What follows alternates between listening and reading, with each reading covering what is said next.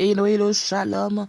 Nous sommes le dernier jour du mois et j'espère que tu vas bien, que tes pensées sont sécurisées, que tu n'es pas dans la panique, dans la peur par rapport à tout ce qui se passe. Que l'Esprit de Dieu t'aide là où tu es, que l'Esprit de Dieu te fortifie là où tu es. Pour ce dernier jour du mois, nous allons partager ensemble un verset qui nous avons déjà certainement entendu, mais peut-être que nous n'avons pas compris. Acte 2, verset 18 à 19, qui nous dit « Oui, sous mes serviteurs et sous mes servantes, dans ces jours-là, je répandrai de mon esprit et ils prophétiseront. Je ferai paraître des prodiges en haut dans le ciel et des miracles en bas sur la terre, du sang, du feu et une vapeur de fumée. Vous et moi, nous vivons les jours les plus passionnants que cette terre ait jamais vus. » Waouh! Quand je dis ça, certains sont en train de se dire « Mais qu'est-ce qu'elle est en train de raconter ?» Il y a des gens qui sont en train de mourir et elle dit qu'on vit les jours les plus passionnants que cette terre n'ait jamais vus. Oui, nous vivons les jours les plus passionnants que cette terre n'ait jamais vus. Alors, sois attentive à ce que je vais dire parce que c'est profond. Tout autour de nous, quand tu regardes, Dieu a déversé son esprit ou encore Dieu déverse son esprit pour préparer le réveil de la fin des temps. Qui mènera cette terre à une fin glorieuse. Donc, nous sommes dans un temps de préparation. Nous voyons que il y a un fléau qui se répand, certes, mais il y a quelque chose qui est en train de se passer dans le spirituel. Il y a des personnes qui se tiennent, il y a des enfants de Dieu qui se tiennent encore comme des spectateurs et qui regardent les choses se faire, qui regardent travailler.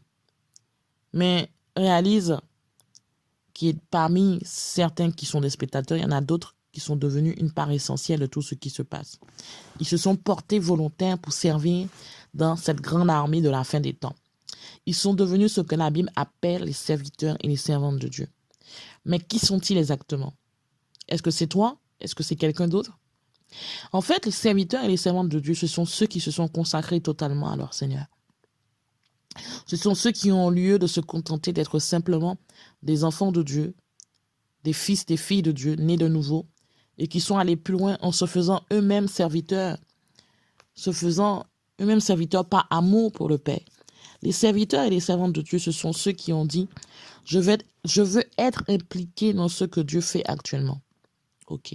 Ce sont ceux, je répète, qui se sont dit « Je veux être impliqué dans ce que Dieu fait actuellement. Je choisis d'être son esclave, disponible pour faire sa volonté 24 heures sur 24. » Ceux, ou si toi-même tu as pris cette décision, ceux qui ont pris cette décision importante expérimentent et vont expérimenter encore le plus grand déversement de l'Esprit de Dieu dont parlait Pierre dans Acte 2. Ce sont ceux dont les paroles prophétiques et les prières inspirées par le Saint-Esprit libèrent la puissance de Dieu sur la terre. Ce sont ceux dont les paroles ouvrent la voie aux signes et aux prodiges. Est-ce que tu veux être l'un d'entre eux?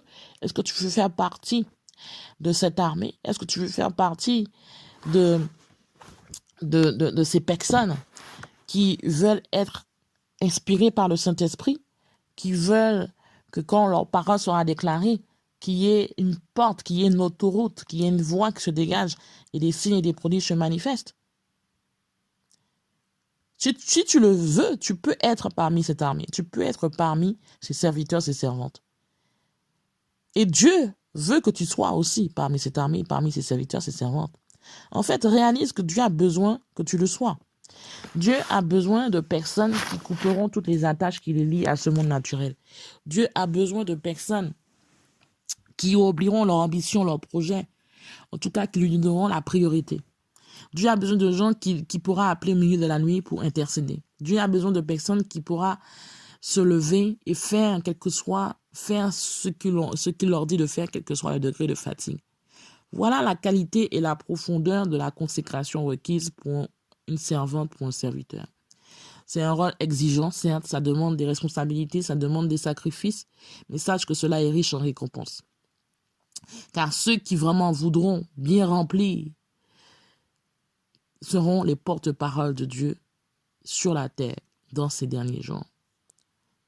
Ils seront les véhicules du Saint-Esprit, de son esprit et de ses puissants pouvoirs, et ils seront les principaux acteurs dans la plus grande manifestation terrestre du Saint-Esprit.